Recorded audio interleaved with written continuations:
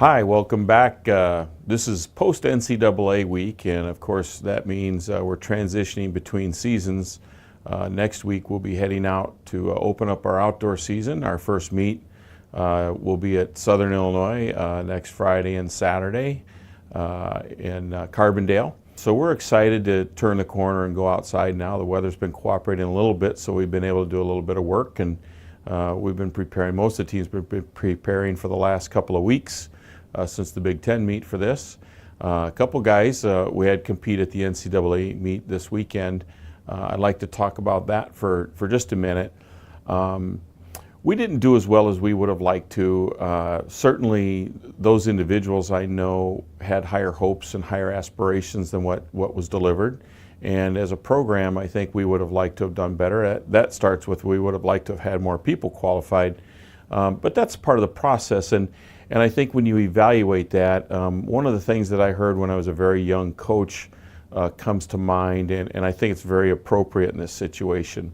I was at a baseball game in Milwaukee, a Milwaukee Brewer game, and I was there with several other coaches, including at the time a college coach from Wisconsin.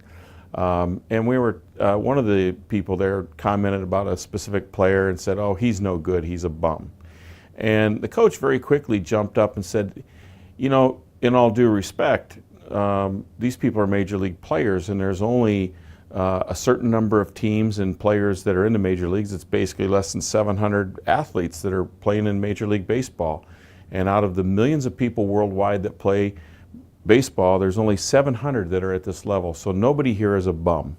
And that's always stuck with me. And when you look at our sport and consider that it's outside of cross country, indoor track is the most difficult sport to qualify for, both from a number perspective, but also a quality perspective in the way that we go about it off a descending order list. The people there are all very deserving, and they're great athletes. And there's just not much difference between the first place and maybe 8th, 9th, 10th, 12th place. It usually comes down to 1 or 2%. And that means if you get a bad start, you're at that 1 or 2% deficiency. If you make a tactical mistake in a race or you get boxed in, that could be your 1 or 2% deficiency. So there's not a lot of margin for error. I think we certainly can do better and aspire to do better, but I don't want the lack of point production diminish what these two individuals have done. John Davis was the Midwest Collegiate Athlete of the Year in track for his performance, both breaking the school record and running the number 2 time in the country in the mile and the number 6 time in the country in the 3,000.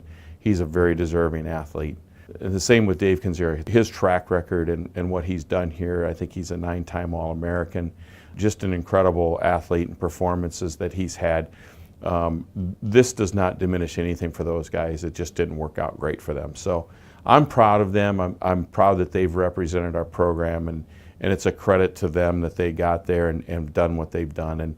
And I know that those guys will continue to progress. The thing we want to do with this is, and the lesson we learned is, sometimes even when you prepare and do everything you want and you work hard, sometimes the results aren't there. And what do we do about that? And for us, the message is real clear. You come back to work, you refocus, you get involved in the process, and you start looking forward to the next one. So it's very exciting that now we're moving towards our outdoor season. Looking forward to our outdoor season, I'm really excited. Certainly we had some events that we enjoy and are pretty good at with the 400 hurdles. Both men and women will be, Dave Canary and Isaiah Michael will primarily be running the 400 hurdles for us outdoors. On the women's side, we'll be introducing some freshmen, Mira Duma, Alexis Jones, especially in the 400 hurdles. So we're looking forward to those performances. We get to fire up different relays now. Instead of the distance medley relay, which we run indoors, we'll be running a 4x100 relay outdoors, which kind of tailors to some of the strength of our program, both men and women, with the depth of sprinting and quality of sprinting that we have. So that's certainly a really exciting thing for us to look forward to. Also looking forward to getting Jonathan Wells back out off of his indoor red shirt, and Jonathan will be competing for us in the jumps and also the hurdles. So we're going to move forward, and it's about our process of getting better and trying to grow and being the best we can. And I'm really pleased with the preparation that we've had over the past couple weeks. It's always a troubling time when you end one season and you're in that preparation for the next one, and it's a short period. And I think the guys and the gals have done a terrific job of maintaining their focus, and we're ready for the 2018 outdoor season.